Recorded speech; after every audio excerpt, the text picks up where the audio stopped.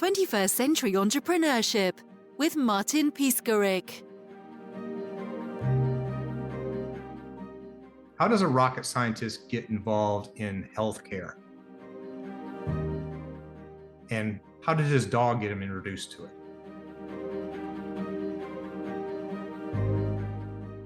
Yeah, my name is Mark Fox. I'm an ex-Space Shuttle chief engineer.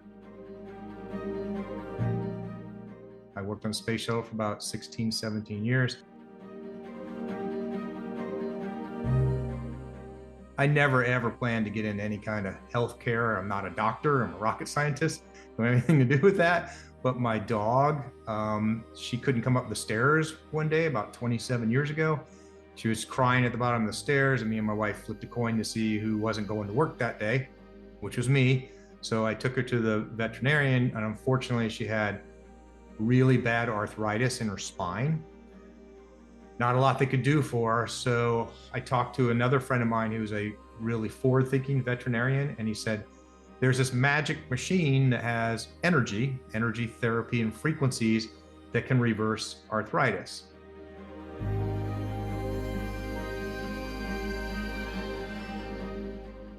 And of course, I'm skeptical. I'm a rocket scientist. I'm like, well, that can't be true. That's a bunch of crap, but it's my dog, right? So I'm going to jump into it and do anything I can to try and help her. And so again, went in very, very skeptical, but the more and more I looked at it, this stuff is real. And then I realized NASA was using it since 1970s for bone loss in space and for long duration space flight. But my dog was the first, inspiration for me to go try and learn about these things. And so it was frustrating because the devices were a couple states away and they're expensive and they're being held kind of hostage in a clinical environment. So down this path, after my dog had passed everything and all the years and I studied it more and more, I was like, what really led me to it is PTSD. I saw how for trauma and PTSD, how big of a success rate it was, but it was criminal because the machines are too expensive and there's not enough of them. And so my goal was, hey, I'm going to go try and build an affordable, portable device that doesn't have to be the size of a beer keg and cost $15,000. So that's what brought me down the path to try and go invent this first product called the Vibe.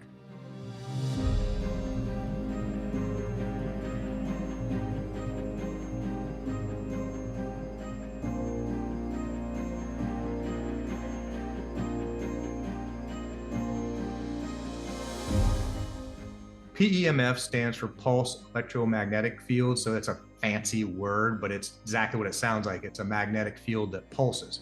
It's not voodoo because it's the Earth's heartbeat. You're engulfed in it right now, so is the whole world. So the Earth puts out its own PEMF at like 7.83 hertz, 14.1, 20.3. So it exists all around you. But to think about how this works from a healing point of view is to go to a higher level, is the way I like to explain it, is think about it from an energy transfer. So nothing in the world happens without an energy transfer. You don't drive your car with gasoline, you don't chew food, you don't digest food, you don't get sunburns, you don't fall down and hurt yourself. Everything in the world is an energy transfer.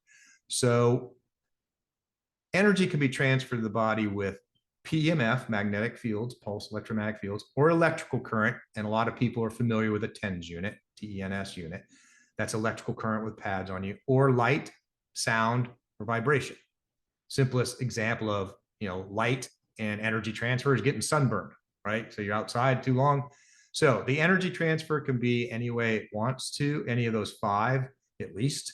I chose PEMF because it's the most convenient, because there's no wires on you. It makes it portable or affordable, and you can carry it with you wherever. So that's it at an energy level. What is it doing at the cellular level? What do we think? There's a lot of theories, not a lot of proof. So still a lot of unknowns.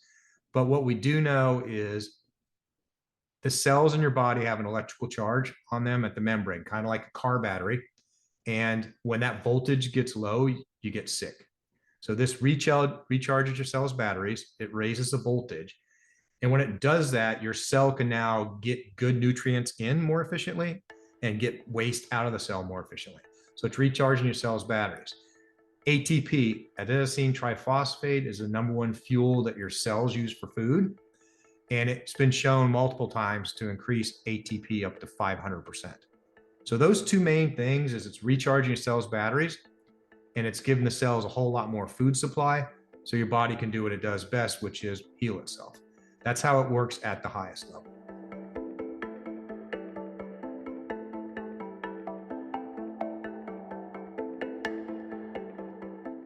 PEMF, if you went man on the street with a microphone and you just said, hey, have you ever heard of this technology? About 1 out of 15 or 1 out of 20 people will know what it is, from a chiropractor or a spa or a beamer mat, those type of things.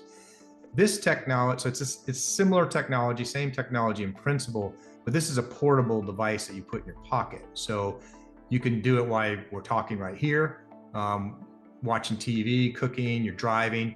You're not constrained by laying on a mat in a doctor's office. And I have lots of devices here where you have to sit and listen to them without moving, like guided meditations, which meditations and breathing and all those things work fantastic, but they require concentrated thought.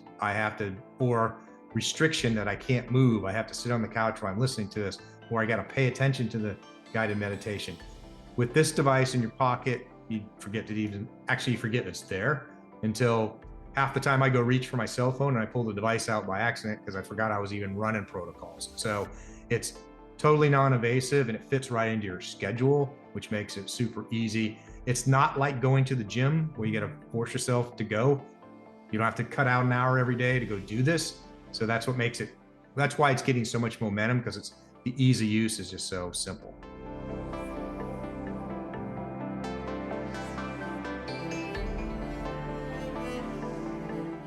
Looking at this business model or this project, so my wife asked me the other day, she goes, well, how many companies have you started in the last 10 years? I'm like, I don't know. She goes over there and go count them. So it was like 12 different businesses. So I'm like, and I used to ask these questions of myself, and at Wizard Academy, where I was on board of directors, we have companies come through all the time. There are startups. We ask the same basic questions. The fundamental ones is, what problem are you trying to solve?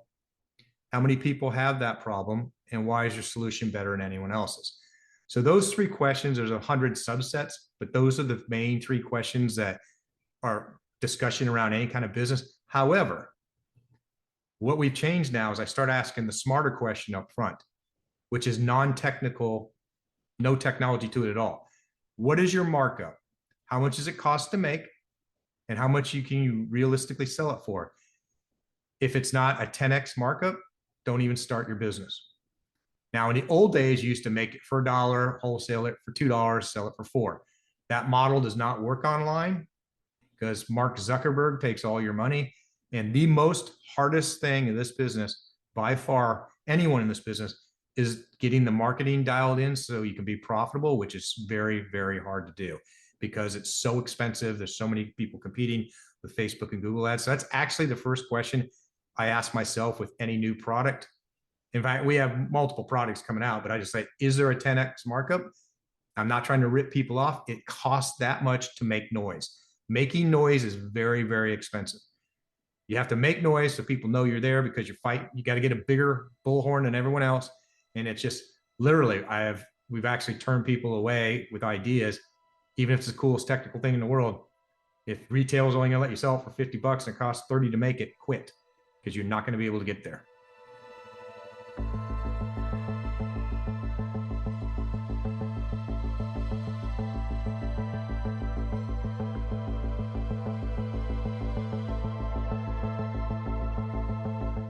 So what the product is, it's actually, I started off with complex designs and caught them on fire and they didn't work, and all kinds of learning lessons.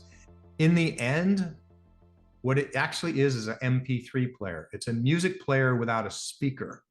So the protocols are actually all written by me using a music synthesizer. Now, I'm not a musician. I wish I was. I can't play anything, which is a frustration in my life. But I had to use a music synthesizer to write the programs. So it's actually songs that your body hears, but your ears don't. Now, because you took out the speaker out of the MP3 and you actually use coils. So the MP3s are running through the coils to make the energy coming out of it.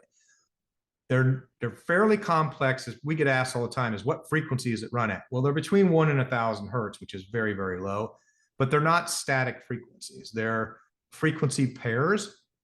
So like frequency A is where is it? Frequency B is what's wrong with it. Maybe inflammation in your elbow. PTSD, for example, is very complex. It has 76 different frequency pairs.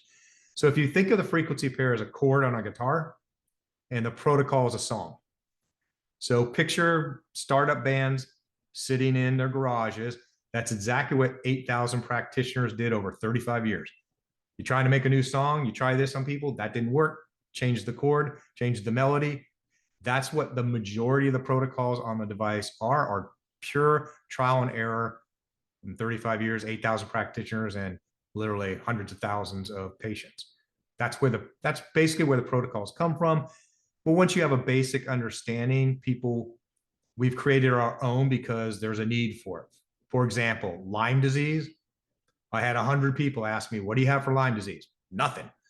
Well, and then you get on a Facebook call with these people and you see they're about to die. They're in so much misery and pain. So I created a Lyme protocol. Because I went and did the research and found out 1 to 4 hertz would kill it. And one doctor told me, be careful, because Lyme is, one, it's very clever. It disguises itself as other ailments, so it gets misdiagnosed all the time. But if you kill it, it's going to spit poison. It's going to do a Hertzheimer reaction, spit poison. And the first protocol study that we did, the good news, bad news, 100% success rate. Success being it killed it, but it made everyone sick. So they all quit using it. So back to the jam in the garage, go change it. Now what? Bring the power level down so it's not so aggressive. Then run the liver protocol to clean the toxins out. Then run vagus nerve to reset your body, and then wash and repeat. That's what we're doing right now, and it seems to be working really well. So we have a lot of ones like that where just a need comes up and people go, I need something for this. And anyone that comes this technology, not anyone, the vast majority of people come this technology is they have chronic physical or mental pain, long-term, that the medical industry can't fix, or there's the solution has too many side effects. That's how people come, usually find this kind of technology.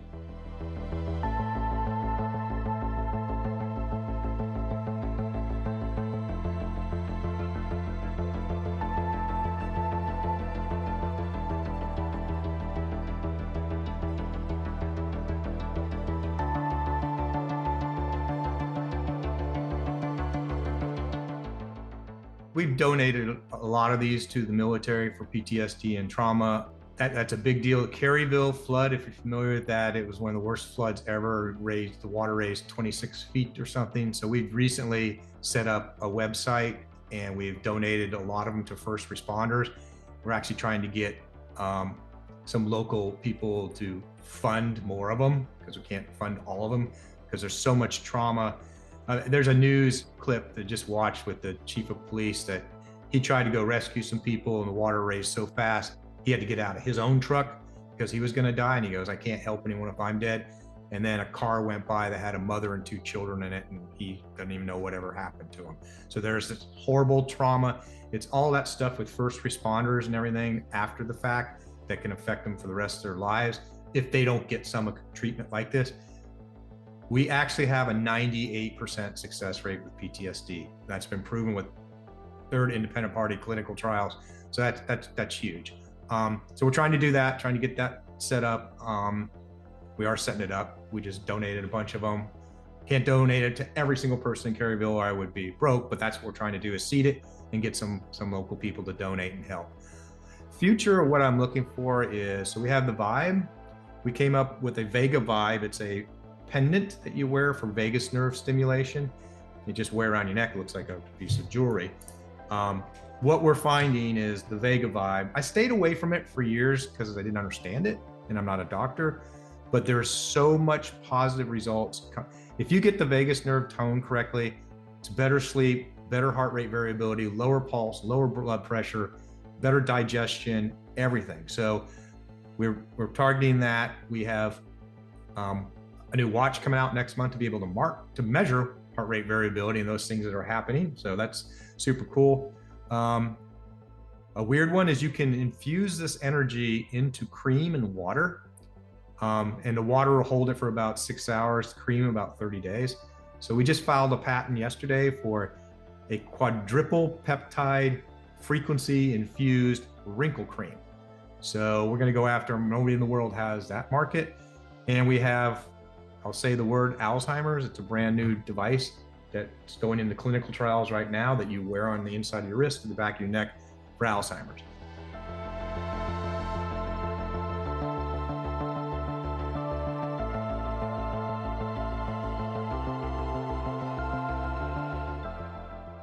My dream, I have two dreams of this. One is to put myself out of business and do that by a number of things.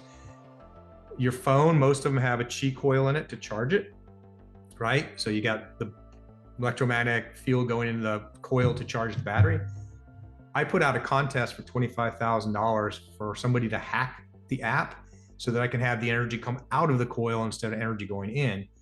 Nobody's been able to do it. They've all told me it's not possible, but I'm like, if I could do that, then we could have an app for a couple dollars and every cell phone would be a therapy device. And then I put myself out of business with the Vibe, which I'd like to do. Number two, I said before, it can be delivered with light, sound, energy, electrical current. We already have the technology to be able to say, hey, Alexa, run depression in the living room and have it run through smart bulbs. Now, the problem right now is nobody at Philips will call me back because when you turn a light switch on, it doesn't come on. It waits about 100 milliseconds so it doesn't shock your eyes. It's a soft ramp. But if I can get somebody at Philips to call me back, we could actually take the billions of dollars of light smart bulbs that are already in homes and facilities and turn them into therapy devices with Alexa. And there'd be no device even needed to drive the energy. I still dream about doing that. Of course, my friends and colleagues go, well, go make the light bulb. I could do that, but that's not the point. I don't want to be in the light bulb business. I want to be how do I take what exists and turn it into something really exciting? So yeah, that's a cool thing. And this is for people and pets. So dogs and horses. I said before, 1 out of 15, 1 out of 20 people, man on the street, know what it is. 100% of horse owners know what this technology is. They all know what a MagnaWave is because they've all had the horse treated with it or the horse in their stable. They're familiar with it. So it's super cool. So, and people go, is it different for dogs or horses? No, a horse is a 1,000-pound person that's on 4 legs. Okay. They have the same issues we do. PTSD, trauma, relax and balance, allergies. The only thing dogs don't have that we do is usually not sleep. They can usually sleep fine, but they got all kinds of separation anxiety, allergies, asthma, general inflammation, hip dysplasia, arthritis, all the things that we have. And so we have like harnesses and bandanas that custom fit. So yeah, that's the other part of our market, which is that's super exciting to see. Just last week, one of the horse rescues had 3 lame horses, can't do anything. Now they're running in the field, all 3 of them. So that's super exciting to see. Oh, a dog, just last week, a dog's like, she can't jump off the couch, hasn't been able to for a year. And then she cries at the door. Now she can jump off the couch. She's scratching the door again to go outside. So you get all kinds of cool stories like that. One last note is, because we're growing so fast, I actually hired 3 people in the last 2 weeks to answer phones and emails, add them to the team. And I told them, I go, this is going to be one of the most satisfying jobs in the world, but this is not housewives of Orange County. These are real people that have had severe trauma. We've had people, right, are suicidal that are no longer suicidal because they used it. We get calls like that all the time. We've got people have been tortured, Martin, right? Held hostage, beaten up, broken ribs, bad boyfriends, miscarriages, life, right? All these horrible things that it's really helped people, but you're going to have to talk to them. It's a real person and they're approaching you and know that they're broken and they're looking for hope. And the doctors and the medical system's not giving it to them, or the side effects are too severe. And so it's a roller coaster emotional thing. This is not a fake movie. This is real stuff talking to real people.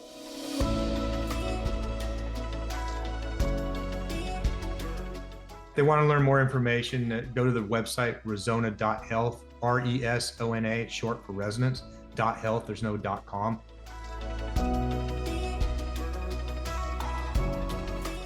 They can go there. I think What on Earth we do into our health is the last book that I wrote, and it's on sale for like $1, so you can go get that. But there's a lot of information in the knowledge base. They can go search on it.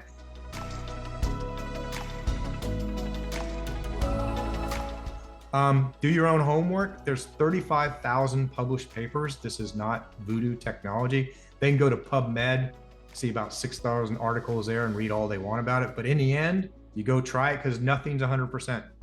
No drugs are 100%, but we have a really high success rate. But if it doesn't work for somebody, they send it back, we give them a refund.